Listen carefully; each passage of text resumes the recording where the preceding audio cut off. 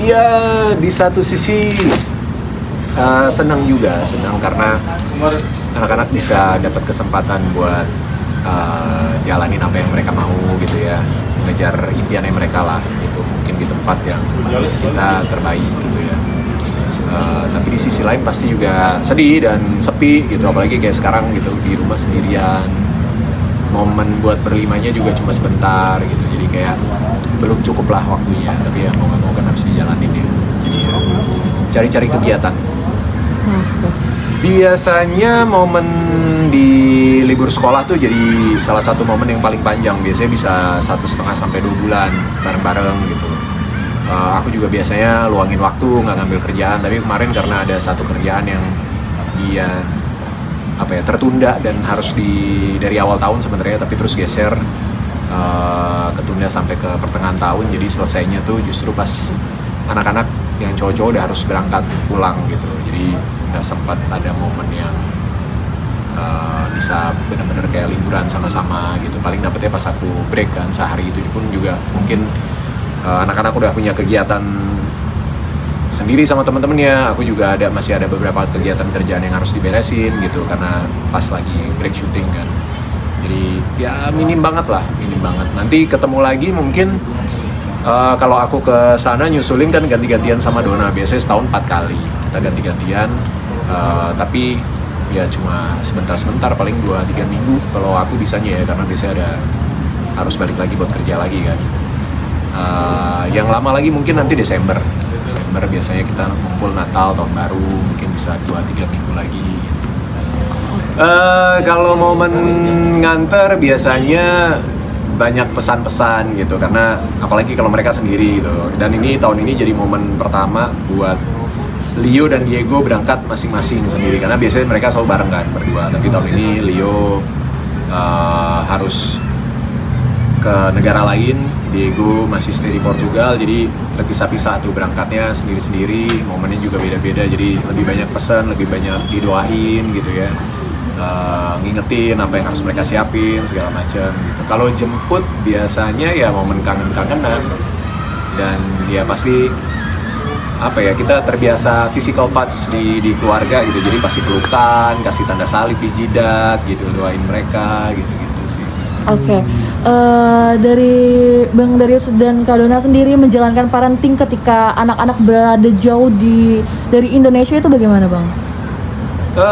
Sebisa mungkin komunikasi itu berjalan.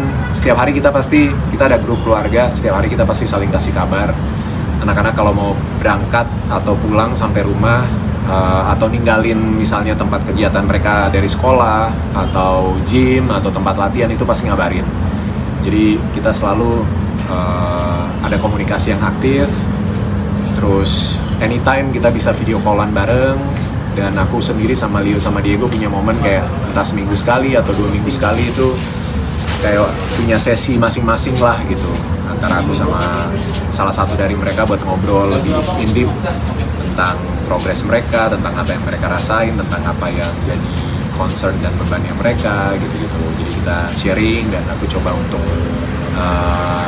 hadir untuk paling nggak mendengarkan, mungkin nggak bisa selalu ngasih solusi, tapi dengerin keluh kesahnya mereka lah gitu. Jadi tempat rilisnya mereka juga gitu. Dan ya so far kebetulan anak-anak ini tahun ke-5 ya buat Leo, tahun ke-6 buat Leo, tahun ke-5 buat Diego, tahun ke-2 buat Sabrina, dan so far perjalanannya cukup seru, dan pasti ada hal-hal yang perlu kita ingetin sebagai orang tua ke anak, tapi mereka udah belajar banyak dan mereka coba untuk pegang nilai-nilai yang udah kita ajarin, dan ya kita dampingin terus lah sebagai orang tua supaya mereka tetap ada di track yang benar gitu. Apa aja sih Kak, kalau boleh tahu, salah satu atau 2 pesan atau doa yang Kakak sampaikan ke Leo atau ke Diego?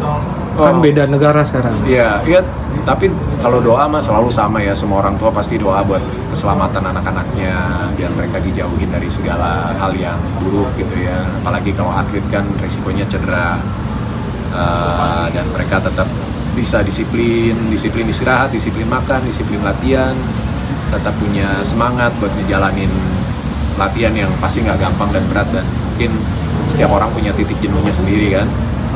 Gitu. Di luar itu ya selalu harus menjalani hari dengan value yang positif, dengan nilai-nilai yang positif buat dirinya sendiri, buat sekitarnya gitu. Karena kita percaya bahwa segala hal yang berawal dengan niat baik dan dijalani dengan baik pasti hasilnya juga baik. Gitu. Jangan harus punya self filter gitu, dan harus punya sense juga sama sekitar gitu. Karena kan gimana pun juga kita sebagai orang tua nggak ada di sana kalau terjadi sesuatu kan, jadi harus lebih ekstra hati-hati. Sense itu maksudnya hati-hati dan saling menghormati atau seperti apa? Iya udah pasti saling. Kalau value banyak lah ya, value dalam hidup yang positif banyak sekali kan, dan coba diterapkan gitu. Termasuk juga terus memotivasi diri untuk belajar dalam segala hal gitu. Kan nggak cuma hidup kan, mereka nggak cuma jadi misalnya kayak Leo Diego pengennya jadi atlet bola, tapi kan hidupnya mereka bukan jadi pemain bola. Hidupnya mereka ada di tengah masyarakat. Mereka selalu akan butuh orang-orang di sekitar mereka, entah teman, entah pelatih, entah keluarga, entah siapapun gitu yang ada di sekitar mereka. Jadi membangun relasi dan hubungan yang baik juga penting sama orang lain, respect gitu, dan ya respect ke diri sendiri, tahu kapan untuk bilang tidak. Sampai sharing pengalaman pribadi kakak sendiri atau Kak Dona mungkin, atau tidak? Karena beda atau gimana? Iya, mulai mungkin setelah mereka lebih kayak sama Leo sama Diego ya. Tapi Sabrina akhirnya ikut ke bawah karena kadang kita suka ngobrol berlima gitu kan. Aku mulai sharing-sharing pengalaman kita dulu gitu, pas remaja kayak apa gitu kan. Jadi, gimana tuh Kak contohnya?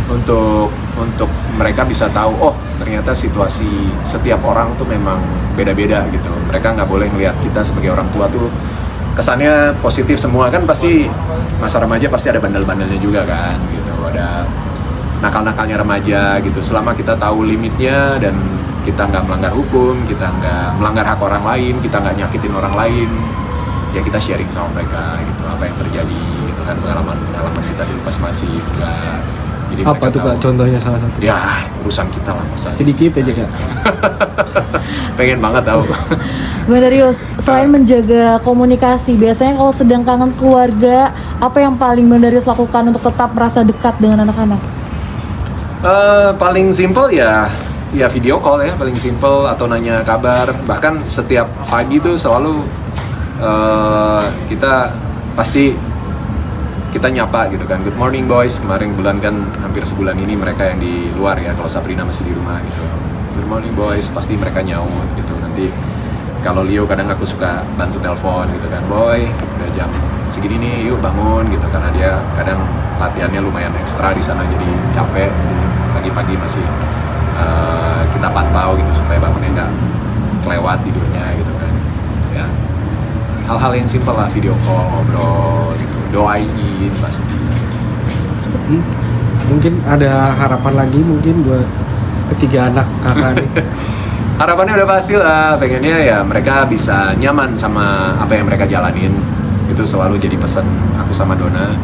Selama mereka happy dan mereka memang masih mau ngejalanin itu, harusnya hasilnya juga bagus. Tapi kalau memang udah mulai ragu dan ada hal-hal yang jadi beban, ya harus diomongin gitu. Kita nggak pernah maksa mereka untuk jadi pemain sepak bola ya.